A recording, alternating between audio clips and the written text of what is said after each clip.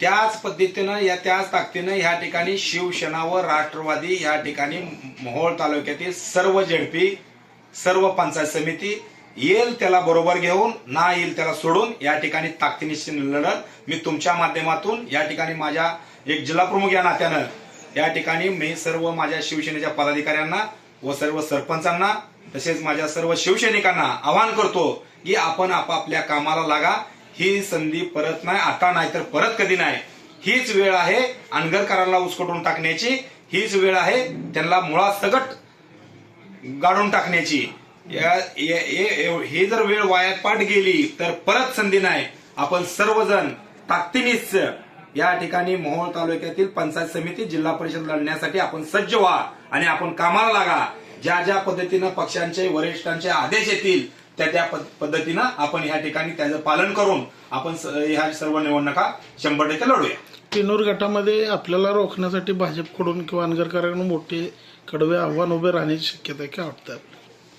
100% या ठिकाणी मी एक सर्वसामान्य शेतकऱ्याचा पोरगा, या ठिकाणी मला अतिशय आनंद होतोय की या ठिकाणी चरणराज चौरे यांना पाडण्यासाठी वेगवेगळ्या पद्धतीनं या ठिकाणी काही जणाला अपक्ष उभा करण्यासाठी, काही जणांना चरणराज चौरे यांची मदत खाण्यासाठी या ठिकाणी ऑफर दिलेले आहेत, काही जणांना पैसे दिलेत म्हणून कळते.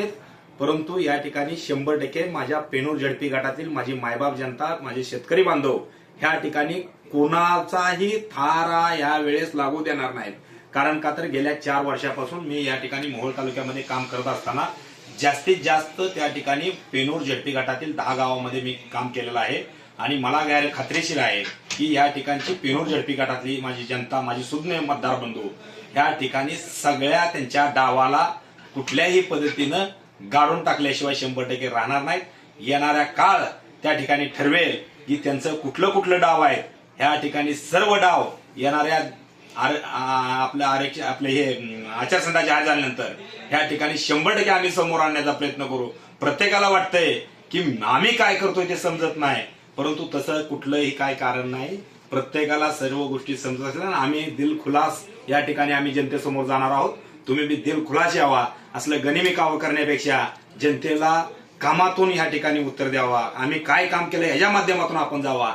एकमेकाचं गनिमी कावा करून या ठिकाणी राजकारण होत नसतं. गनिमी कावं करण्यापेक्षा विकासाची कामं, विकास आपण काय केला. अनेक वर्षापासून ह्या 30 वर्ष झालं तुमच्याकडे सत्ता होती, तरी बी माझा मायबाप शेतकरी ह्या ठिकाणी चिखलातूनच गावात येतोय. माझा मायबाप शेतकरी लाईट वाचून, डेपी वाचून माझं धान जळतंय रानात. आज ही परिस्थिती काय येते? आधीचा तुमचा जिल्हा परिषद सदस्य पेनूर झडपी गटातला आज ह्या ठिकाणी 8 वर्षानंतर पहिल्यांदा चॅनलच्या तुमच्या माध्यमातून आज माझ्या झडपी गटातल्या 10 गावातल्या लोकांना आज दिसायला लागलाय. खरं तर आज त्याचा चेहरा बघितला तर ह्यातला कोण झडपी सदस्य आहे पहिला, अशी विचारायची माझ्या माता भगिनीवर, माझ्या शेतकरी बांधवावर वेळ आहे की ह्यातला झडपी आपला सदस्य पहिला कोण आहे. हे देखील माझ्या मायबाप जनतेला माहिती नसेल तर आपण कुठल्या थराला राजकारण करतोय, आपण किती लोकांची फसवणूक करतोय हे आपण जाणून घ्यावं. आणि मला आवर्जून सांगायचं आहे, या ठिकाणी यशवंतदाते असतील, अनगरकर असतील, हे जर मला पाडण्यासाठी त्या ठिकाणी कायम प्रयत्न करत असतील तर खरं सांगतो की माझ्यासारख्या शेतकरीच्या पोराचा आज विजय आहे, माझ्या शेतकरी बांधवाचा विजय आहे, माझ्या मायबाप जनतेचा, पेनूर झडपी गटातल्या प्रत्येक नागरिकाचा हा विजय आहे. एक सर्वसामान्याच्या लेकराला पाडण्यासाठी ह्या ठिकाणी ह्यांना व्यूहरचना आखावी लागते. खरं तर हा माझ्या झडपी गटातल्या माझ्या मायबाप जनतेचा विजय आहे. आणि ह्या माध्यमातून आणखीन एक सांगतो तुम्हाला, येणाऱ्या काळामध्ये माझ्या पेनूर झडपी गटामध्ये 68 गटामधील एक पेनूर झडपी गट असेल ह्या जिल्ह्यामध्ये की त्या ठिकाणी 1 नंबरचा टॉपचा विकास बघायचा असेल तर पेनूर झडपी गटामध्ये यावा. मी आज निवडणुकीला सामोर जातोय आणि तुम्हाला निवडणूक लागायच्या आधी या ठिकाणी आवाहन करतोय. आणि हेच तुम्हीच या ठिकाणी जो विकास पाहून येणाऱ्या वर्षात, 2 वर्षात, 3 वर्षामध्ये तुमच्याच माध्यमातून आपण जनतेसमोर जाऊया. आणि दुसरी गोष्ट राहिली सांगायची, या ठिकाणी मॅनेजचे राजकारण, गलितचे राजकारण, टीका टिप्पणी या ठिकाणी अतिशय मोठ्या प्रमाणात होत आहे. ह्या माझ्या मायबाप जनतेने कुठल्याही भूल थापाला ह्यांच्या बळी पडू नये. कारण का तर आपल्याला माहिती आहे आज मी 4 वर्ष झालं विकास कामाच्या माध्यमातून आपल्यापाशी येतोय आणि हे आता आरक्षण पडल्यानंतर तुमच्यापर्यंत यायला लागले. आरक्षण पडायच्या आधी जर तुमच्या समोर आले असते तर त्याला मला कुठली हरकत नव्हती, परंतु आरक्षण ओपन पडतंय का एससी पडतंय ओबीसी पडतंय म्हणून ह्या ठिकाणी आपल्या आपल्या घरात बसायचे. आणि आता त्या ठिकाणी आपल्या पंढरपूर तिरीमार्गीचं काम चालू आहे, तिथलंच टिपर घ्यायचे, कुठं तर 4 खेपा लोकांना टाकायच्या आणि आपल्या सर्वसामान्य जनतेची फसवणूक करायची, अशा माध्यमातून त्या ठिकाणी काम चालू आहे.